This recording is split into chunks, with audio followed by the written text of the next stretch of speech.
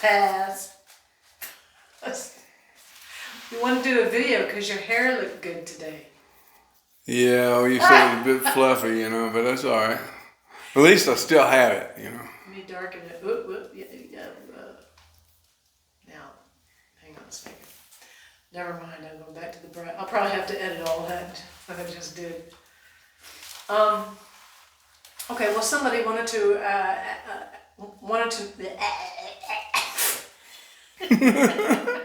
Spit it out. Come on. somebody wanted to know if the photograph of you, I guess it's the one sitting outside in front of the car with the guitar, from your.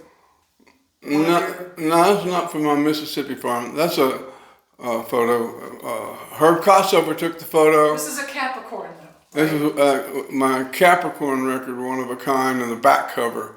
I wanted it for the front, but that was Greg Allman's 40 Ford coupe, and my bullwhip, my champagne, you know, my farm. Anyway. Bullwhip and champagne. Yeah, I have. They go together so well, don't they? Yeah, yeah. The bullwhip and champagne. Showing off, you know.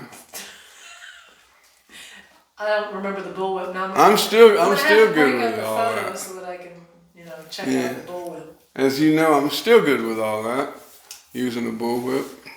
You're real good at using the bullwhip. Throwing knives. And what else? Cards. You're good at cards. Yeah. And also doing that trick gun stuff. Oh, quick draw, yeah. I can do that. You have to get that film out one of these days. I cannot find it. Super fly. Yeah. Well, I would have gotten hit with the copyright. Yeah, anymore. Immediately. That was years ago. All right, so explain to, what were you were in Macon at the time when? I did 2 albums. The music industry was totally dead, you know, after, the Bee Gees were out, you know. So the industry, as far as I knew it, was a dead standstill. And I didn't know what to do. I didn't want to go back to, I was in Memphis. I didn't want to go back to England, you know. I didn't want to go back to LA. And I picked up a Rolling Stone one day and it had a thing about Capricorn Records and Phil Walden. And I went, I met that guy. The first time I ever was on an airplane, I went with Booker T and the MGs to Macon, Georgia. And I stood out front and sang all those soul songs. Hayes and Porter wouldn't do it because it was Isaac Hayes and David Porter wouldn't go out and do the songs, but they had the date booked because Dr. King had been assassinated, and it was pretty tough. And that was an integrated band, you know. Yeah, well, those are very scary times. You could imagine. Yeah, yeah. And they asked me, you want to go? I said, yeah. And so I went down to Lansky's and got me a great clothes and collar out to there. And I'm on a plane with Booker T and the MGs going to sing in Macon, Georgia. So that's when I first went to Macon, Georgia, and I met Phil Walden there. And I said, I remember that guy. And I didn't know that he managed the Allman Brothers and all of that. I didn't know anything about all that. And I said, he's got a good ear for music. And I knew that he had one of the discoveries of Otis Redding, you know.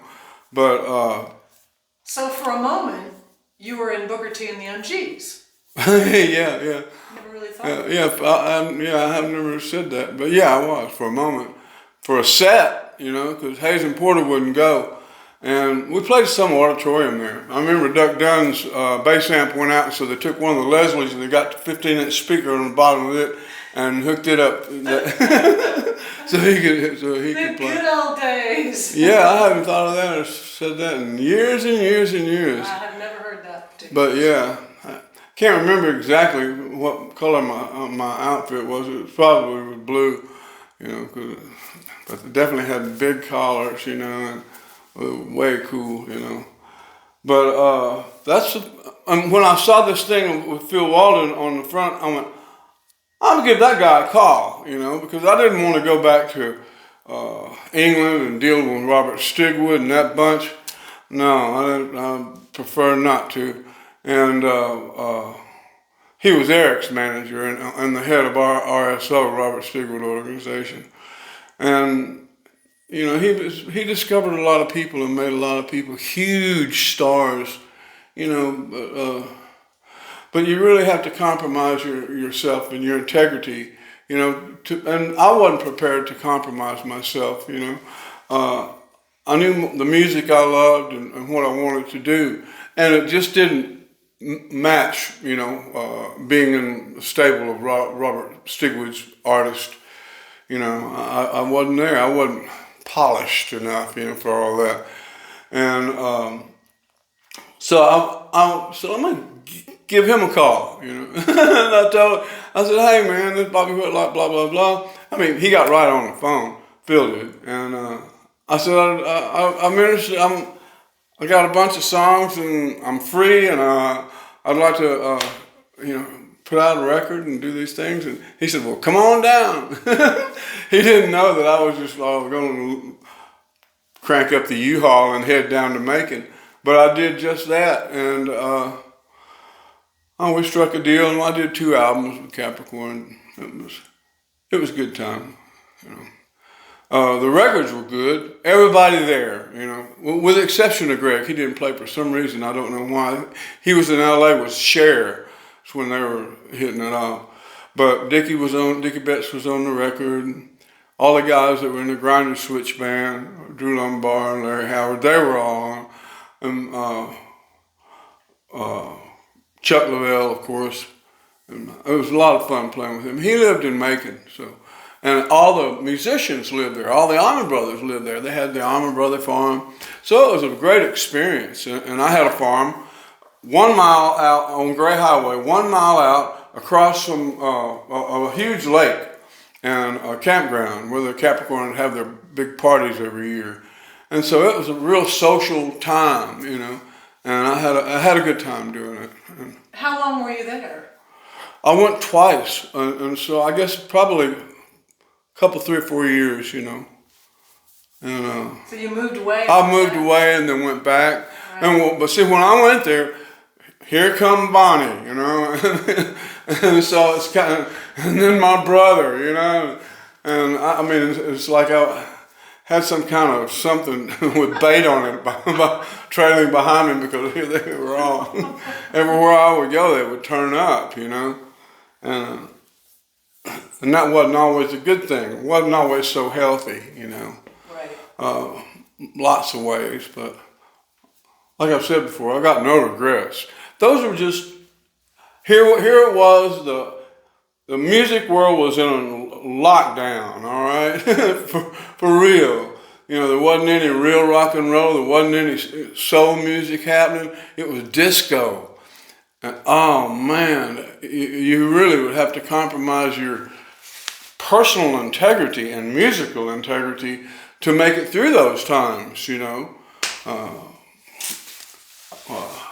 Well, it's funny because you had read to me just a few days ago where someone was knocking disco as being the dumbing down of the music industry, and I really didn't look at it that way, but yes, so this started a long time ago because it's true. Hey, they used Robert Stigwood. Mindless music for the masses. Yeah. I mean, big thumping bass and kick drums. But I owe an apology to the planet because they took the money, Derek and the Domino money, Stigwood did. He took our money and started RSO and started doing the disco thing. So Dominoes are partly responsible for all that stuff going down. Well, you've said that before. Yeah. It's not your place to apologize. Well, you didn't do that. So. No, it was more in jest. That. But people take that stuff so seriously. That's why. Yeah, well, we'll have to back it up and write.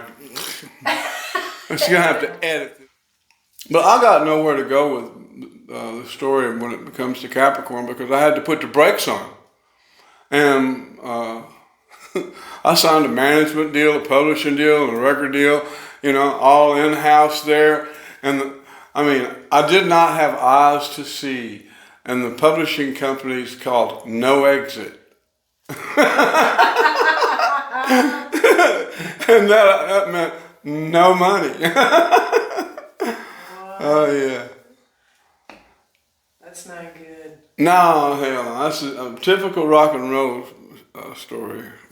Especially from those days, because that was happening so often. Yeah. I mean, it still happens. It's a good thing I wasn't in it for the money, because I wanted just to sing and play, and that's all I ever wanted to do. I didn't have aspirations to be a big rock and roll star or anything like that.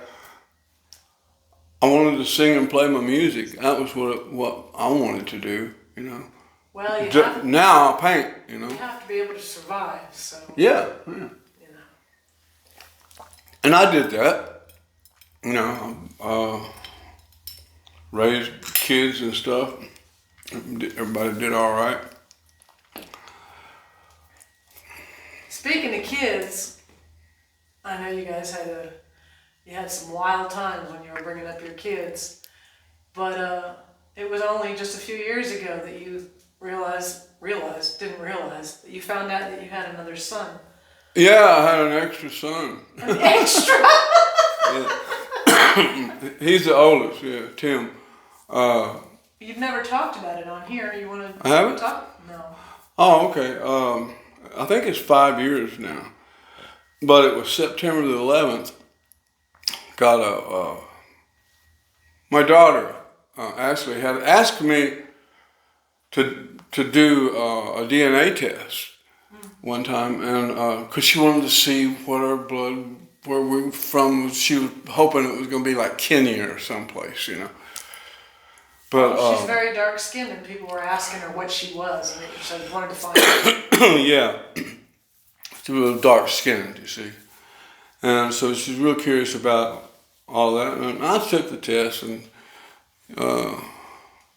didn't think anything about it. She got the answer she needed, and we put it aside for, I guess, a couple of years or something. And then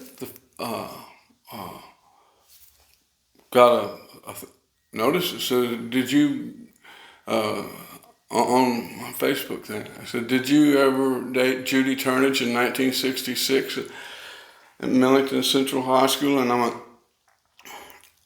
"Yes, of course I did." And he said, "If you did, it's probably 100% possibility that you might hear my dad." It was Ancestry.com, and so yeah. Yeah, and well, we met. I said, "Could you send me a couple of photos?" And he sent me a couple of photos. And I saw the second one. I saw it was like me standing in front of the mirror. It made me cry, and I couldn't believe my son. He had been given up for adoption, and he was raised by a good family, but he never knew who his mother and father were. And they found out through having one of my granddaughters had to have a test, and so they found out.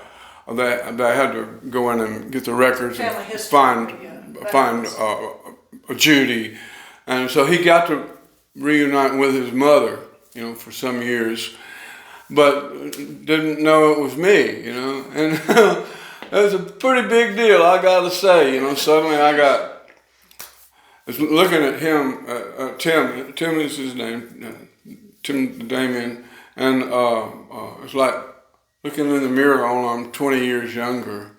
It really is like that. Exactly. Yeah, our hands are exactly the same. Even our knuckles. It was really exciting. I remember when we went. Yeah, it was quite a something to have happen, and it's just like we've always been together. It was pretty amazing because we never talk about anything through the past because it's about right now, but it's always been. We've always been together, just not physically. And it's just real natural. We talk every day, because there's all those years we miss. We want to make up for them, 50, best we can. 50 years. Yeah, 50 years. And no, he's got family, Brock, Mary Claire, and Mignon, she's an equestrian. Mary Claire is a broadcast person, you know, and Brock's a fast guy. he's one of the fastest people in the state of Mississippi, and yeah, it's a whole other thing that's been opened up, you know, and my family's like bigger, and suddenly it made sense, you know. I mean, because he's exactly like me, you know, exactly like me. We think alike, we talk alike, everything is the same. But all of a sudden, you know, it all it wasn't me, huh? It wasn't my fault, okay? Yeah, so I have an extended family. And, oh, they're great. They're the Mississippi folks, you know. Can't go wrong. Well, I appreciate you talking about that for the first time. Yeah. I didn't realize we'd never really crossed that bridge, you know. No.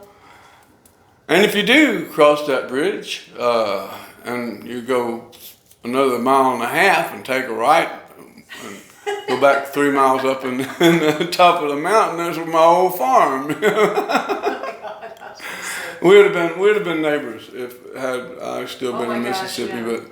You had actually crossed paths probably many times. Yeah, as a matter of fact, I had that we did because he was a pharmaceutical distributor, you know, but for real, like, you know, kept all pharmacy supplied and all this right, other stuff. You emptied the pharmacy. And I had a building in Holly Springs, Mississippi, and my pharmacist was like 50 feet away from my door, you know. And off the square, I had this old building that I bought and was renovating it and everything. And yeah, I'm sure that because he kept those guys, you know, in operation, and the restaurant, the City Grocery, was right there. City Cafe was right there, and so I'm sure that we have been with each other. You may have actually spoken to each other. Yeah. But I would have said something. No, I would have said, "You must be a Whitlock because you look just like me." You know, it was that. But so I know that our paths have crossed. You know, but we have some mutual friends in Jackson, Mississippi. It's like pretty amazing. Sooner or later, we would. So when you were in Mississippi, he's in Mississippi. How far away from each other were you? Oh, hour or so, because my place, he's out just outside Tupelo and Saltillo. I know, but that's so weird just to think that you were not that far away from close proximity, you know. That's so strange. I forgot to think about that. Yeah, but what he does now, he works for the hospitals and personal defibrillators. He keeps a bunch of hospitals going, and all the people in there that need those things. So that's what he does. And he can play. Everybody plays, I guess. You know, so. That's pretty cool. All right. Well, thank you very much. Yeah, that was interesting. I don't have any Oreo on my face, do I? No. I don't know, have neglected to do this for some reason or other, but my art site, BobbyWhitlockArt.com, we've never mentioned that, ever. And here we've had almost 2 million views. And never entered, much less crossed my mind to say anything about my art site. But yeah, check it out, and because everything I do is one-off. There are no prints of anything like that, and it's all for sale. I've sold a bunch of stuff, and yeah, check it out anyway. You know, I'm sure you'll dig it.